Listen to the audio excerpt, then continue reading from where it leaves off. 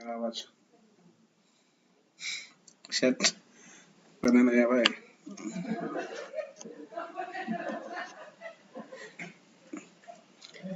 So, good afternoon, guys. Now we will discuss a session-based verification of FIFO. So this is synchronous FIFO with depth 16 and with data. I mentioned here these are the parameters. So I wrote with parameter constant. After that, we have to take inputs. So input clock, reset, write enable, and read enable. So I am taking the data in as fifth with minus 1 is to 0. That means 8 minus 1, 7 is to 0. Data in and same as data out. I am using data out in always block. So I mentioned res here. Same as write acknowledgement. Same as overflow. And these are the full empty, almost full, almost empty underflow. We are checking. Okay. So anywhere you have to take address. Address we will calculate using depth of log to the base 2. So local param, that means it cannot change. After that we have to take the memory. For memory this is the syntax, that is the and write pointer, read pointer, address minus 1 is to 0, address minus 1 is to 0, and count.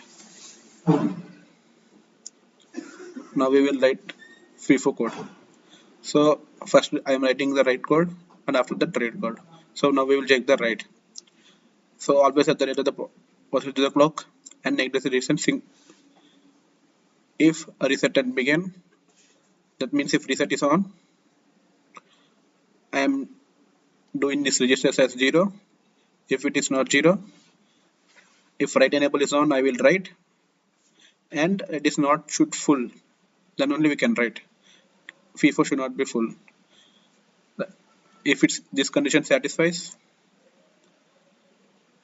we will take the data in the memory and we are incrementing the write pointer and the write acknowledgement. That means write is append and overflow equals to 0. That means still no overflow not happens. If WRN not equal to 0 is equal to 0, and if it is full, that means write is not happening and overflow is happened. For overflow we are checking the condition write enable and then full. This is the write condition. Now we will check the read condition. Same code, checking the positive of the clock, reset time. If reset is happened, I am taking the read pointer equals to 0, data out equals to 0. If it is not happened, if read enable is 1, we are in the write condition we are checking write enable. In the read condition we are checking the read enable, and it should not be empty. But now we are taking the what should be in the memory. We are taking in the data out, and we are incrementing the read pointer. Here we are taking the data into the memory.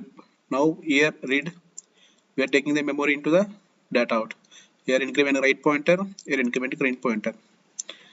Now we are checking the count. So for count, same as first reset condition. If I am concurrenting write enable and read enable, that means how many write happened, how many reads are happened, that we are checking with this count. Okay. If 2 dash be 1 0, that means write enable equals to 1, count equals to count plus 1, means count is incrementing. 2 dash be 0 1, read enable is 1, that means count decrementing. Now these are the conditions I am checking. This is the design code. Okay. Now we will check the test bench code. I think you know the test bench how to write with the design, with the help of the design. Same, you have to take parameter FIFO with FIFO depth. Same here, whatever you are taking the input here, we have to take the registers to here. What are the output we are taking, that we have to take in the wire. And I'm instructing, see all the institution clock, reset and data in, write enable, read enable, write acknowledgement, overflow, full, empty, almost empty, underflow, data out. These are the same I am taking. Now forgot this code till now. Now up to from 37 line we will discuss now. Now first we will write the test bench, then we have to write the sessions. After that we have to instantiate. Okay. How we are instantiating, how we are writing the sessions code. Now we will see. First we will see the test bench code. First initial clock equals to 0. After that I am taking the clock. It's toggling. Now I am checking the conditions, monitor condition. I wrote here. That means anything changes in this signal, whatever the signals I wrote here, it will display the statement in the log. That is the monitor statement. First initial begin, I am taking the initial conditions. I am taking all the registers as 0, reset equals to 0, write enable, read enable equals to 0, data equals to 0. Then after I am changing the reset conditions. Then after, this is the for write and this is for read. Okay. I'm repeat 10. I think you know the syntax of the repeat. Repeat 10 means till 10 times it will repeat. What it will repeat in the right condition at the right passage of the clock. First it will checking the double R equals to 1 and double R enable equals to 1 and checking the data in. And data in I'm taking the $u random range. This is the syntax for the random. Till now it will take 0 to 255 and u random means it will take unsigned, that means positive only. And after at the point I am write enable equals to 0. Same condition, read enable equals to 1 and I am taking also this also 10. That means we will get 10 values. Hash 50, after that I will I will finish. So I wrote $finish to end this. So end module. So this is the test bench code. Now we will take the how to write assertions. This is the main. So here so many assertions we can write based on the variables what you taken, based on the registers how many you have. So based on the so many you can write assertions. So I wrote some of the assertions here at almost 9.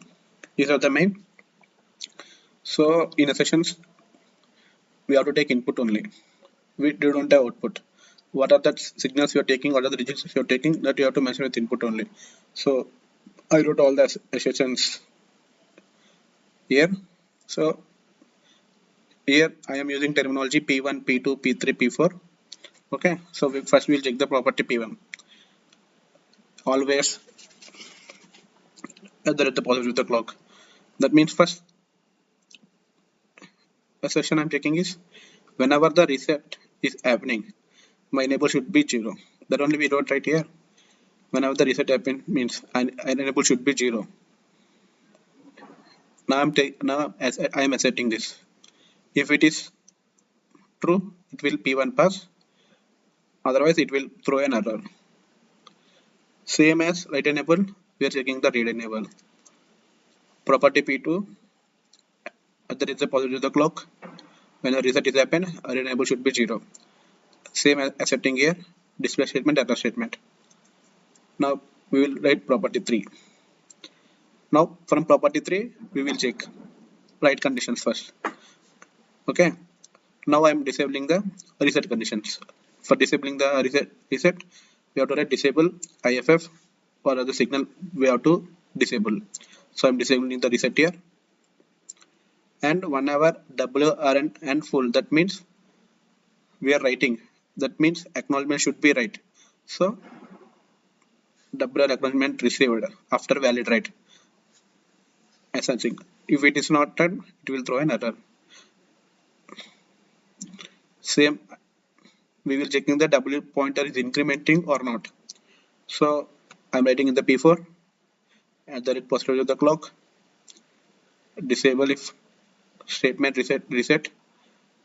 If it is not done, if it is satisfied, I'm entering the right pointer.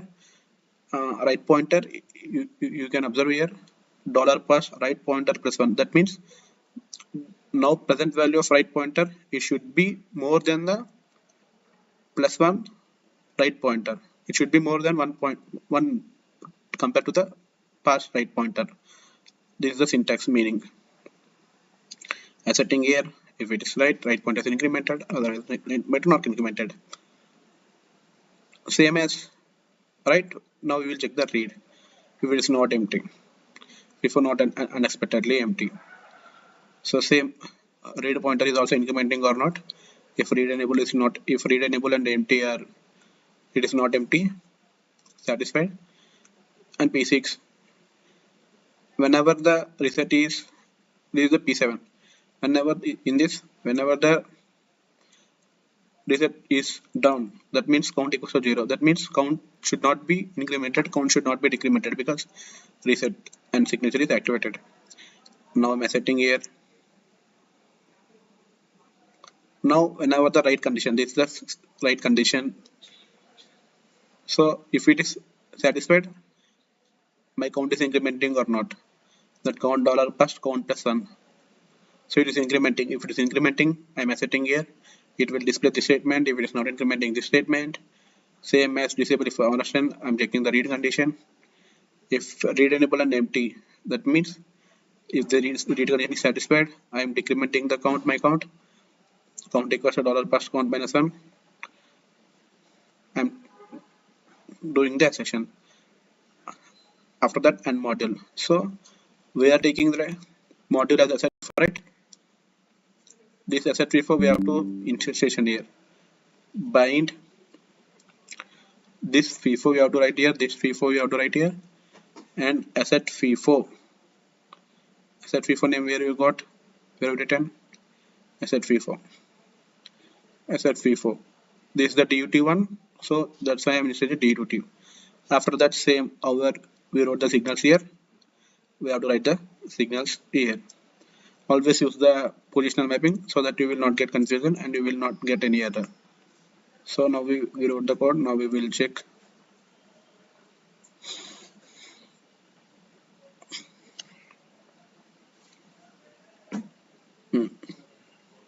So in this you can check.